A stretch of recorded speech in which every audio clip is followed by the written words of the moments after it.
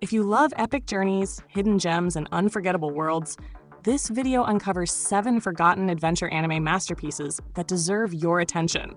Prepare for breathtaking stories you might have missed. At number 7, Casern Sins. Casern wakes up like, where the hell am I, and why do I smell death? Classic amnesia hero entrance. Earth is a post-apocalyptic wasteland because, surprise, robots decided humans were a messy problem. Casern, the walking amnesia-laden death magnet, stumbles through rusted cities while everyone either wants him dead, worships him, or cries about his existence. Internally, he's like, I'm tired, and also everyone looks horrifying. Enter brutal fights where limbs go flying like confetti at some dystopian robot party. Side characters oscillate between existential despair and screaming, and Casern just keeps tripping into chaos while somehow being insanely overpowered. The animation style is a mix of I'm artsy and everything is crumbling existentially, which means prepare your eyeballs for slow-mo punches and philosophical monologues about life, death, and why the universe hates everyone. Number 6, Crest of the Stars. Enter Jinto, noble boy, future emperor, and probably the worst at hiding his social awkwardness. He meets Lafiel, space princess, who's basically zero tolerance for idiots and yet somehow tolerates him. Cue sarcastic commentary. Wow, another anime where the princess carries the dumb boy through space, and we pretend it's cute. They fly across the galaxy in a spaceship that looks like it was stolen from a luxury car showroom, but also somehow screams, I am royalty. Political intrigue? Check. Interstellar war? Check. Jinto's inner thoughts? I'm learning about politics, but also, how do I breathe in space? Lafiel? Efficient, ruthless, yet oddly sassy. The battles aren't flashy explosions. They're tense, strategic chess matches with spaceships, which makes you feel smart, until a plot twist smacks you like a photon cannon. Dialogue is peppered with over-explaining nobility jargon, giving the audience just enough confusion to feel educated and dumb simultaneously. Comedic moments arise mainly from Jinto's fumbling, usually resulting in him almost being vaporized or publicly embarrassed.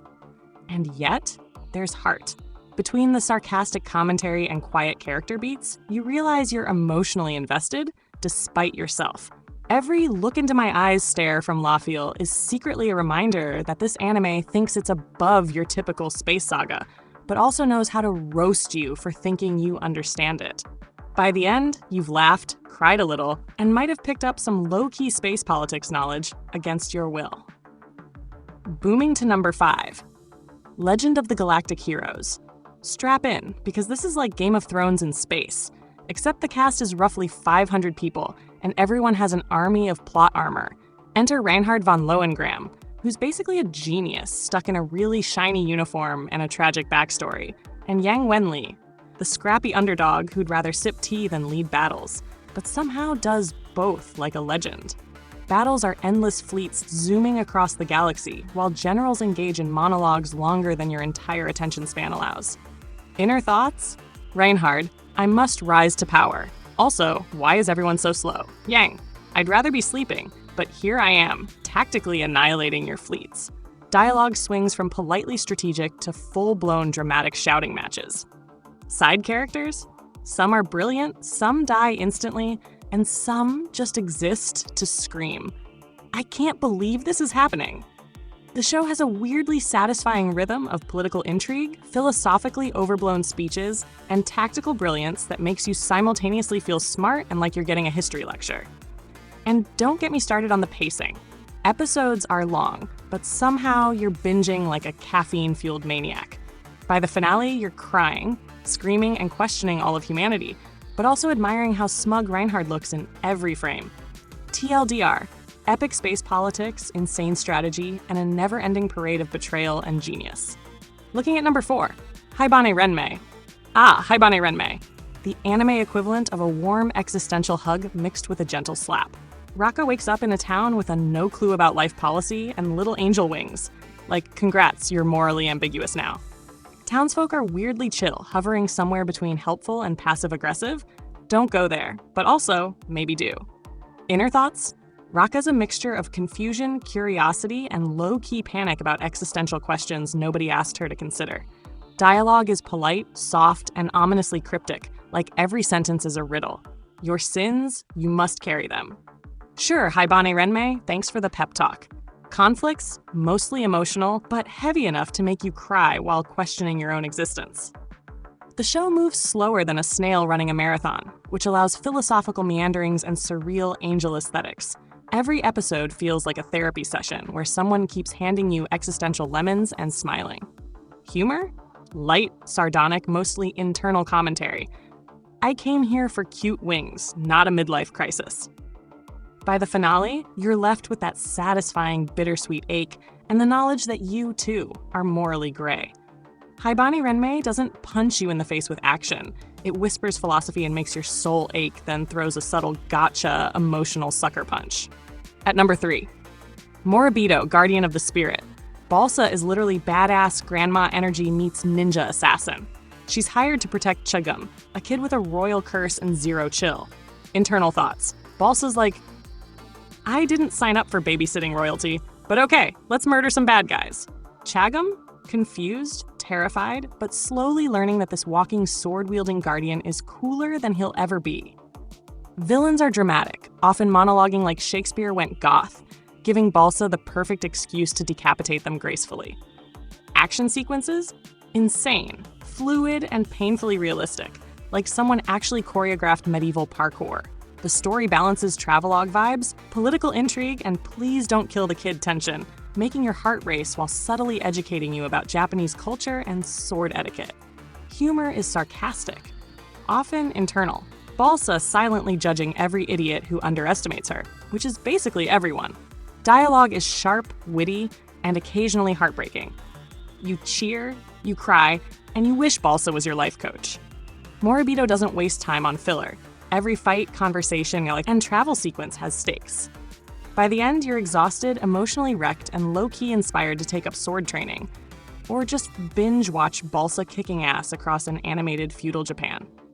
Number 2, Nausicaa of the Valley of the Wind. Nausicaa, princess, eco-warrior, and basically the human embodiment of calm in the eye of apocalypse. She strolls into toxic forests like, sure, I'll pet giant insects, no big deal, while the world is literally trying to kill everyone. Inner thoughts, a mix of empathy, mild panic, and righteous fury at anyone dumb enough to start wars. The Omu, giant bug overlords, are terrifying yet majestic, causing townsfolk to squeal while Nausicaa just understands them. Dialogue, mostly inspirational, occasionally sarcastic, as she berates idiots with deadly consequences. Don't touch the bugs, or die. Your choice. The story blends eco-philosophy, high-stakes drama, and subtle humor. Yes, because Studio Ghibli has a way of making your heart ache and laugh in the same scene. Action sequences are beautifully animated, emotional beats hit hard, and the world building is richer than most fantasy novels. Every character is morally gray. Everyone is kind of dumb at some point. And yet somehow Nausicaa makes you root for hope against humanity's stupidity. By the finale, you're crying for insects, humans, and probably yourself, realizing that Nausicaa's calm, badass energy is a cheat code for surviving an apocalypse. Number 1. Toward the Terra, Terra is the planet. Humans are overly dramatic, and Jomi is our mopey but destined hero. Inner thoughts? Jomi, I'm just a kid. Why am I responsible for literally everyone? Soldiers are loud, clueless, and often need shouting instructions to understand basic morals. Classic anime incompetence for your viewing pleasure. Action sequences are emotional, cinematic, and occasionally morally questionable. Kill, save, cry, repeat. Dialogue is full of angst, philosophy, and dramatic pauses so long you could age a year in real time. The Mu, the psychic kids, are misunderstood and tragic. Basically, emo powers meet existential oppression. Humor, mostly ironic. Watching adults panic while teenagers with superpowers solve world crises effortlessly. Narration teeters between epic and sarcastic, making you simultaneously hyped and second-guessing humanity. By the finale, you're emotionally drained, questioning society and low-key rooting for the Mu to drop some psychic justice on everyone. Toward the Terra doesn't just tell a story. It drags you through every moral dilemma, gut punch, and tearful why me moment with theatrical flair and chaotic energy that sticks in your brain forever. Like and subscribe for more videos, guys.